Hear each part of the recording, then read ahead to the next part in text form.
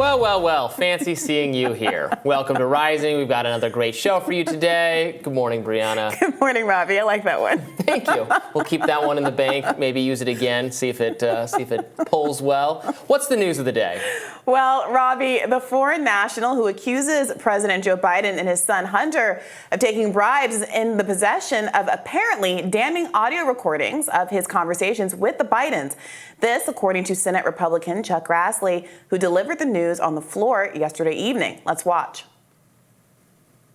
The 1023 produced to the House committees redacted reference that the foreign national who allegedly bribed Joe and Hunter Biden allegedly has audio recordings of his conversation with them.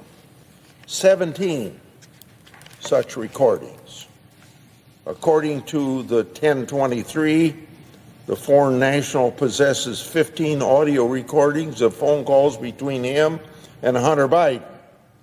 According to the 1023, the foreign national possesses 2 audio recordings of phone calls between him and then Vice President Joe Biden. These recordings were allegedly kept as a sort of insurance policy for the foreign national in case that he got into a tight spot. Meanwhile, podcaster Joe Rogan recently went scorched earth on the Biden family, calling the president a corrupt career politician. Let's watch. All the stuff with his son and the ties to Ukraine and China and the money, the family, they got paid millions of dollars, and everyone's trying to obscure it because, well, it's better than Trump. If that guy was a Republican, they would be up his with a microscope. I know, it is unbelievable. But he represents what they thought was like a sane alternative to what President Trump was. Yeah. They thought, this is insane. Donald Trump is the president. That. Anything's better than him. And so they went with this corrupt career politician. Yeah. I mean, it's wild stuff, man. They even got the FBI involved in telling Twitter to censor the information about the laptop. It's crazy. We have corrupt career politician versus corrupt non-career politician. Yeah, so first off, substantively, what do you make of the idea that there's this recording that's now come to light? We've talked in the past about how the specter of looming evidence that never comes through can have a political effect that isn't necessarily warranted and can be used to justify other people's bad actions. Obviously, right now we're talking about this in the context of Donald Trump, who's about to be imminently arraigned. Every episode must end with a cliffhanger that is never paid off. It's like Lost season 3 or something.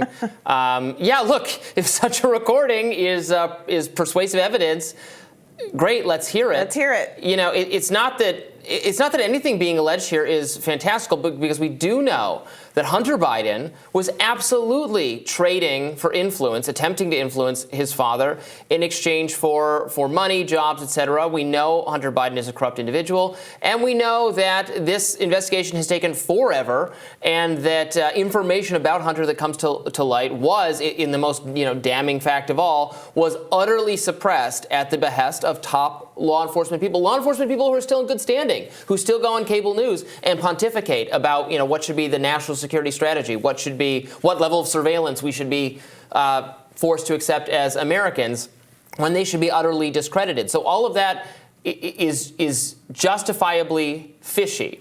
And it is true. Biden has been in Washington forever. He's the careerist of the career politicians.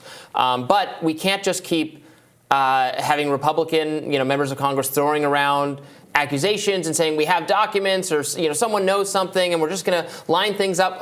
We have to have that happen. Yeah, I mean, especially in this moment, it does feel very convenient to be raising this issue when the leading candidate for the Republican nomination is recently indicted for the second time out of 4 expected cases.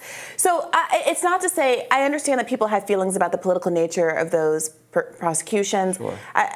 But very few people, even conservatives, are really contesting the substance of whether or not Donald Trump obstructed justice and inappropriately held on to classified materials. You can debate whether or not as many materials can be classified. You can and should debate the merits of the Espionage Act and its repeated use as a political tool, the inconsistency of prosecutions under the Espionage Act, all of that is true. But if the bottom line here is that we have two corporate parties and bad actors across the board who commit small crimes like mishandling documents and big crimes like starting wars and having nepotistic relationships with their kids who can trade off of their name, which is something that both Donald Trump and Joe Biden are alleged to have done, then what is the solution? And I do think that moments like these really illustrate why it's so important to have robust alternative parties. You're a libertarian. I have historically voted Green. Cornel West just jumped into this race. A lot of people across the ideological spectrum are excited about it, I think exactly for this reason, because a lot of folks are tired of having to hold their nose and vote for candidates that you cannot argue aren't corrupt and extremely insidery. Well, and I feel a lot of people are probably sick of fighting over I don't want to trivialize, again, the wrongdoing here. It seems pretty extensive on Trump's behalf. But again, no one is alleging that he turned over national security documents to a foreign power, to like actual espionage. He's being charged under the Espionage Act.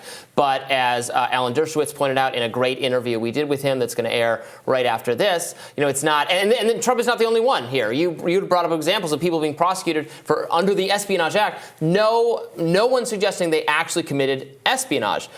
These procedural crimes, these document-related crimes, I think a lot of people, myself included, these things are dwarfed or should be dwarfed on a moral, on a philosophical level by American foreign policy and the cruelty and the death and the destruction caused by wars launched sometimes legitimately, sometimes illegitimately, but nobody goes after people for that.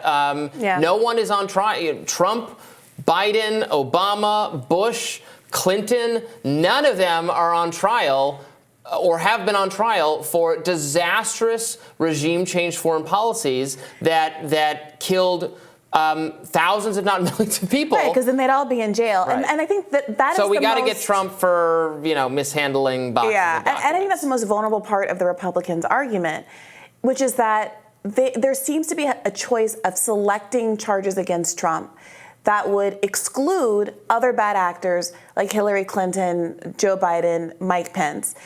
And so the choice to focus on the willfulness standard with Donald Trump and the obstruction of justice stuff, which the others did not do, in all fairness, it is a meaningful distinction, is not a meaningful distinction in terms of when you look at the law and who else has been prosecuted under the law.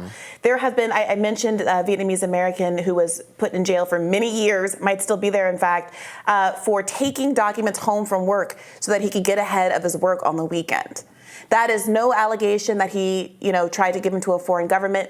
No allegation that he was, especially reckless, any more reckless than Hillary Clinton and a private server and all of these kinds of things.